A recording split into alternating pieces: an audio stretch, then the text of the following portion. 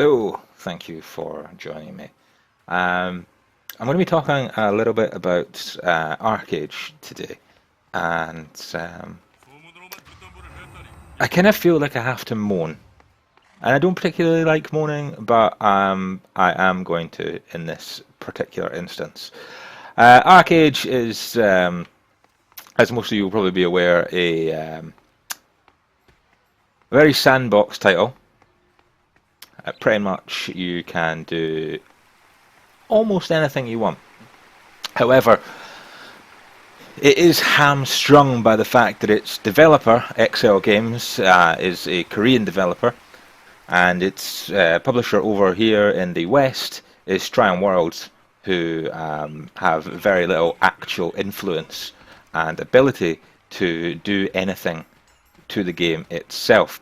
So, what kind of situation does that leave us in? Well, for starters, it means that no matter how much the player base wants anything changed, there is absolutely nothing that Triumph Worlds can do about it. Not a sausage. They have to go cap in hand to XL Games and ask, please, sir, can you fix this? Now, as you can see from the footage here, and the little counter up in the top right hand corner, the frames per second counter, this game is optimized horribly. I mean, it's just, what are we dealing with here? You know, as you've seen from some of my other videos, my computer is not the greatest computer in the world, but it will happily run pretty much anything you throw at it on medium to high settings, and on things that are perhaps a little bit older, it'll happily run them at ultra, no problem whatsoever. In this game, however, as you can see, it is not the prettiest game the world has ever known. It's decent. The CryEngine 3 does a pretty good job, but it is not a particularly graphically intense game. It's certainly no Final Fantasy, that is for sure. Final Fantasy, in terms of graphics quality, puts this to shame. And the problem is, this isn't even running on particularly good settings. And the thing that annoys me the most is, it makes absolutely no difference what you do to the settings. I can run this on Ultra and get the same frame rate as I do if I run it on low. It makes no difference whatsoever. Not a jot. So what is the point in having the graphic settings? They make no difference to your frame rate. You may as well run on Ultra, because you're not going to gain anything, you're not going to lose anything by running on Ultra. It makes utterly no difference whatsoever. And of course that doesn't mean that it's, you know, if you run this with an i7 and dual Titans, that it's not going to run smoothly. It probably will, but for a game that looks like this, you know, that's not acceptable. The PC that I run this on vastly exceeds the not even the minimum specifications. It vastly exceeds the recommended specifications, and it still runs like an absolute pail of garbage, because it feels like it, really. And there appears to be little to no logic behind why it does, other than it feels like it. It's just such a poorly optimized, dreadfully executed pile of garbage. And the worst thing about it is, I really enjoy the game. I really do enjoy it. I want to love it. I want this to be the MMO that I go to day in, day out. This is what I want from it. But it is so, just shoots itself in the foot that it's painful. It's just painful. You know, to see it kill itself in this way. And of the few changes that Triumph Worlds can make, they always seem to implement the absolute worst possible changes. You know, the game has a labour system, As you can see, if you look, I'll have to move. In fact, you can't actually see it without me switching back off of full screen. But basically, there's a labour point system, and that means that if you subscribe and you pay the £8 a month, give or take, then you gain 10 labour points every 5 minutes. If you choose not to subscribe, you gain 5 labour points every 5 minutes while you're online.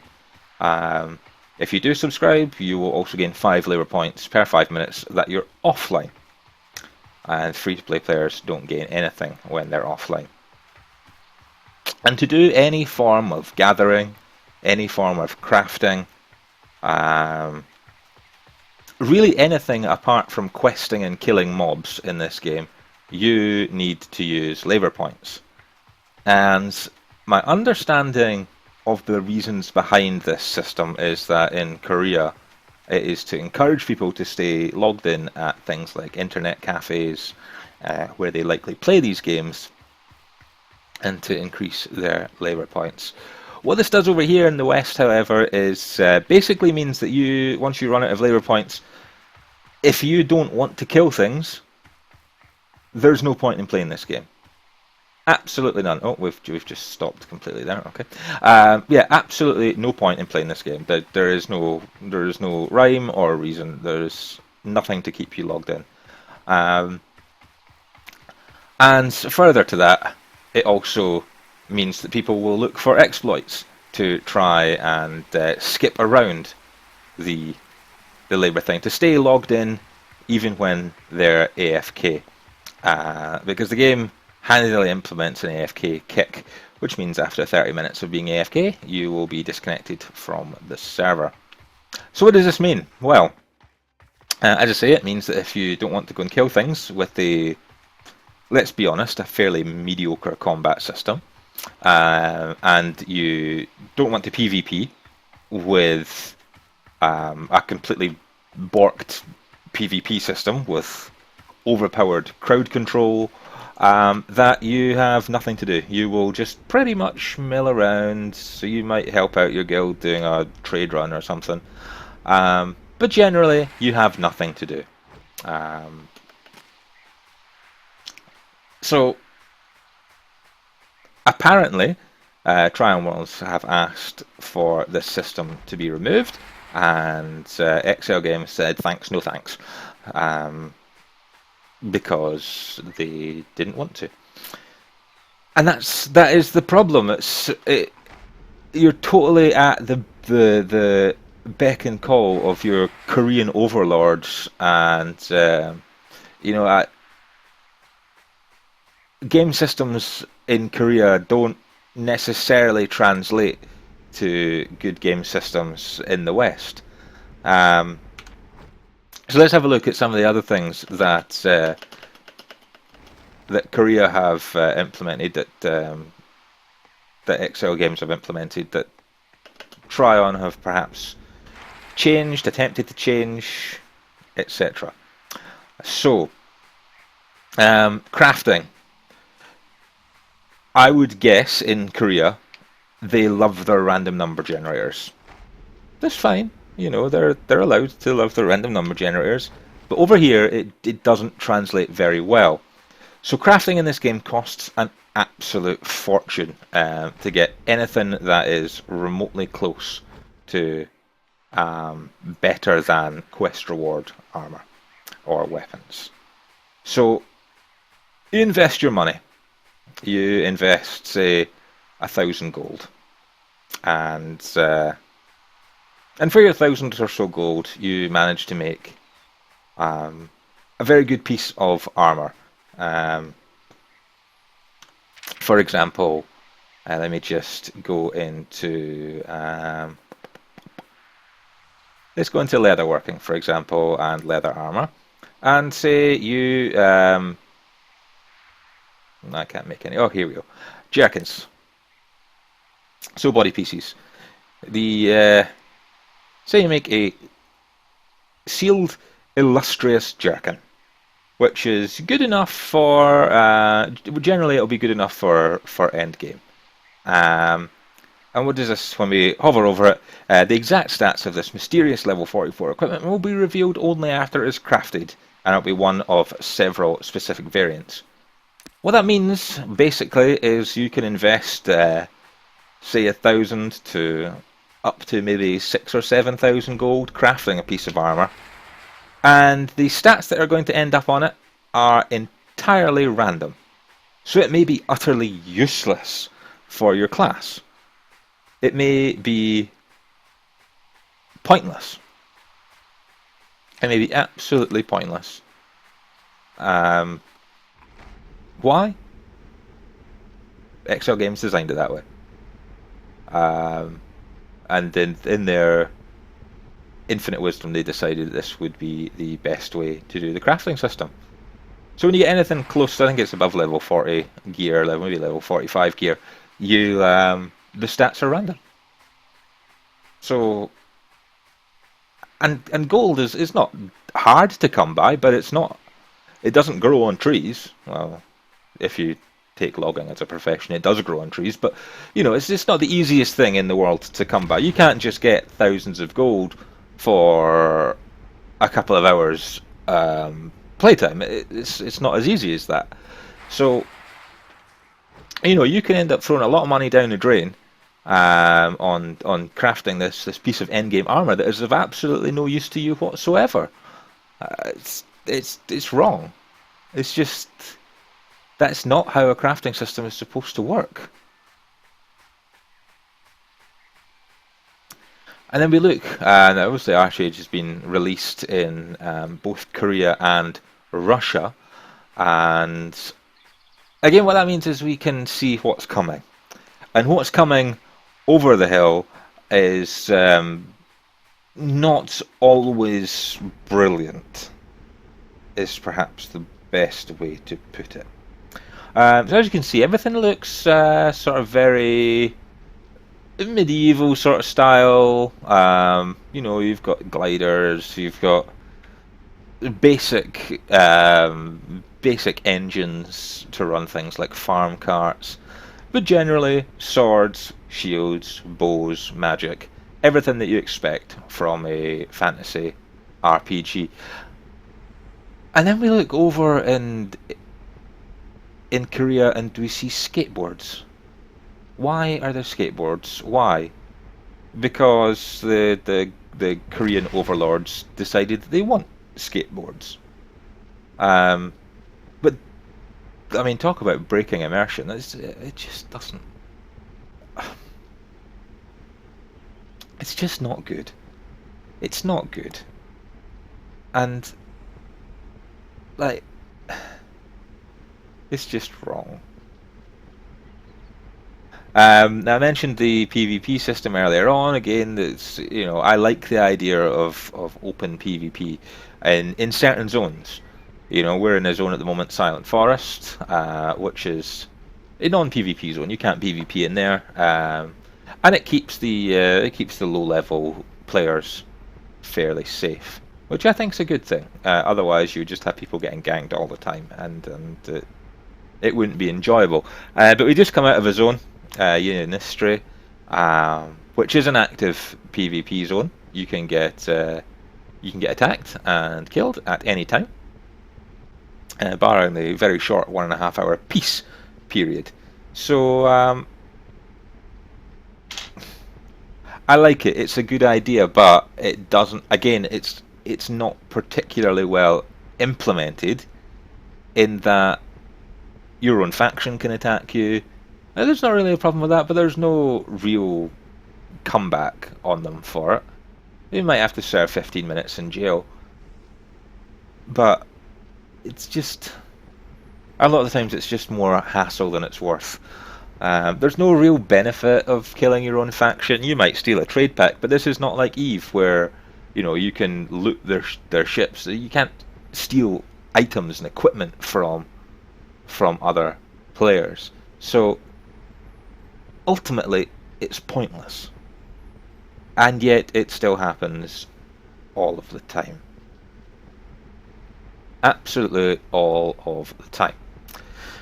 And going back to the graphics, And let me just show you. I'll go into the options menu here once we land, and I will show you the graphical settings that I have at the moment. So this is DirectX 9 because DirectX 11 doesn't work. It is, if you think this is bad now, DirectX 11 is an awful lot worse. I mean, it's considerably worse. There are, as you can see, plenty of options for screen size settings, full screen or windowed. It runs like an even bigger pile of crap when it's windowed. VSync enabled, not going to make any difference at all because, well, for starters, it won't remember what you set it as, and secondly, the frame rate's all over the place anyway. So, multi-thread rendering, yeah, that's there. Camera modes that make very little difference, and UI settings which also make very little difference. And the client will forget as soon as you log out and set it back to 100% regardless of what you set it at. In the quality options set to user environmental textures are high, character quality is normal, draw distance is high, and it needs to be high because you need to be able to see, for example, if you're on a trade run, you need to be able to see in the distance to see if there's any enemies around. So high draw distance is essential, regardless of how well it runs. It's necessary. Terrain detail distance normal, terrain detail normal, object distance high, grass is normal. I mean, everything's on. I've even turned shadows off, and this thing still runs like a giant bag of crap. And it's just there's no need. There is no need, and regardless of what you change. You go through a little loading screen. So yeah, it will generally run like a pile of garbage. Anyway, getting on now to the things that you can do. I mean, you can see here the graphics, but like I say, it doesn't matter whether I, what settings I put on it. It doesn't matter. Low, high, medium, ultra, it makes no difference. Anyway, other things that try and have changed, they have decided in their infinite wisdom that they're going to nerf mounts.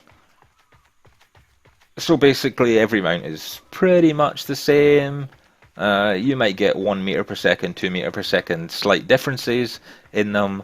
But if you put in the time to, say, get a level 50 mount, you won't notice a great deal of difference. So, again, pointless.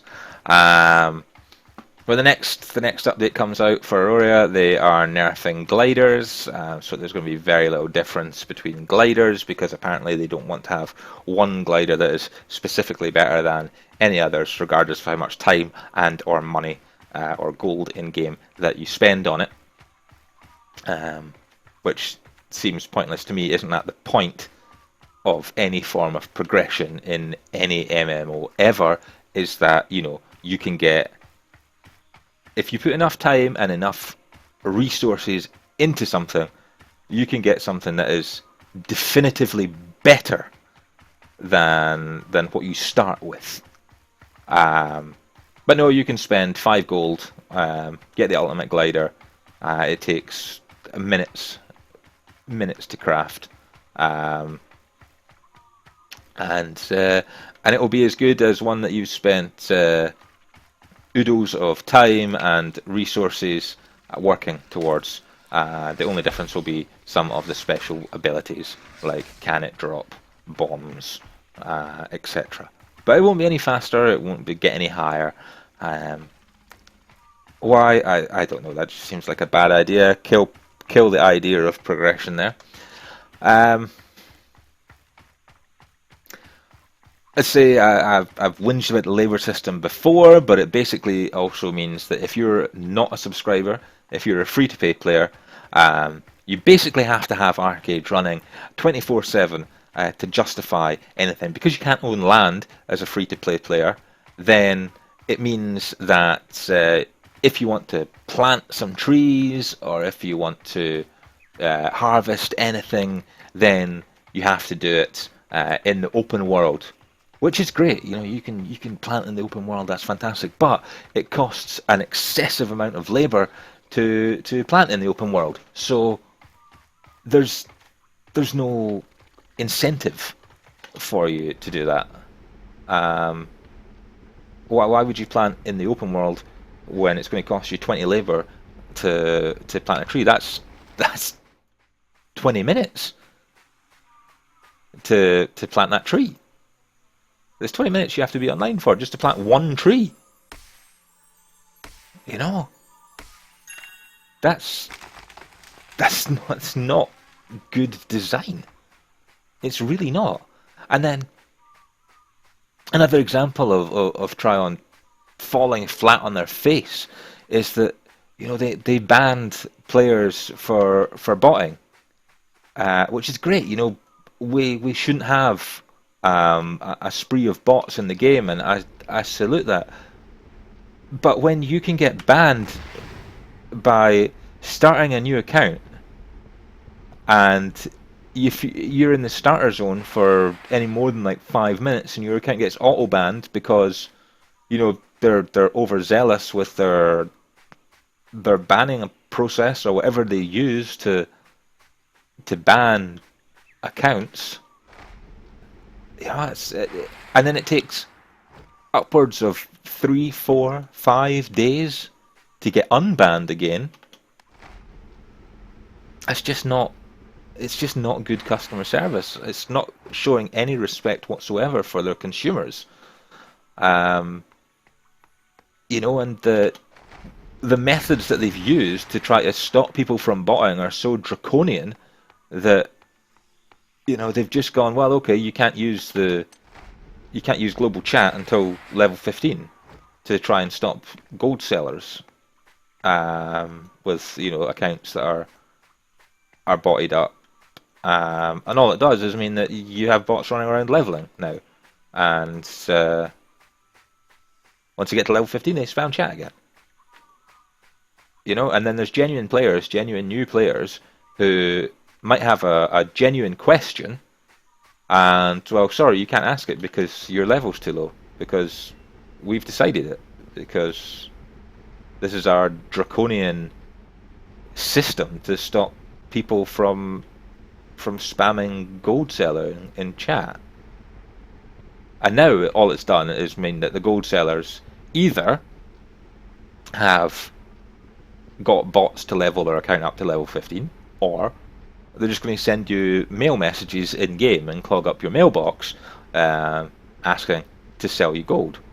And, you know, it's a pointless system, and it's just draconian. It really is. There's no other way to describe how backwards, you know, the system is. And they seem to think that, you know, well, okay, we'll hurt genuine players for the sake of stopping some bots, and it's just not good. And like I say, I love this game. I really do. I really like the way that you know, it's laid out. I like the way that it's really open and allows you to do all these different things, and there's so much to do.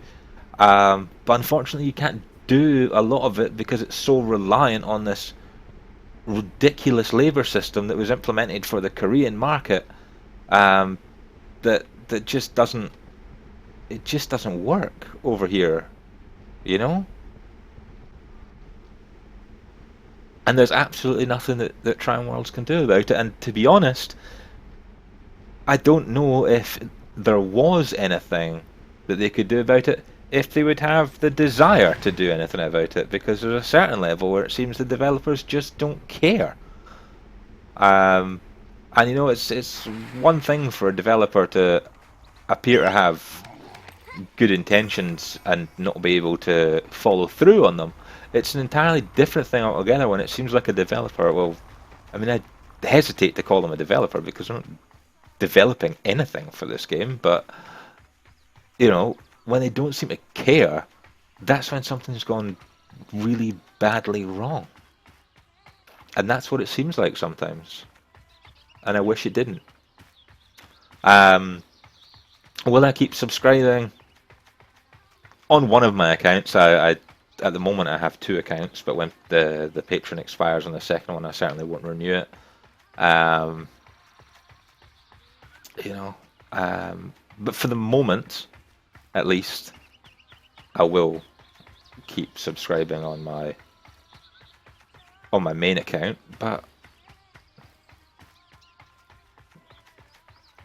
in the long term, I don't know, to be honest. I really don't. There needs to be some give and take. I don't know if maybe they need to just out and out try and buy the rights entirely to develop this game over here, and then they can just do their own thing with it. I don't know. I don't know what the answer is, and I'm not really here to come up with answers. I just hope that they employ people that can come up with these answers, because it's a great game and it's in a real risk of falling flat on its face because of the way it's set out and some of the utterly backward systems that are in place. So sorry that this seemed like a rant. I know it's not the most positive.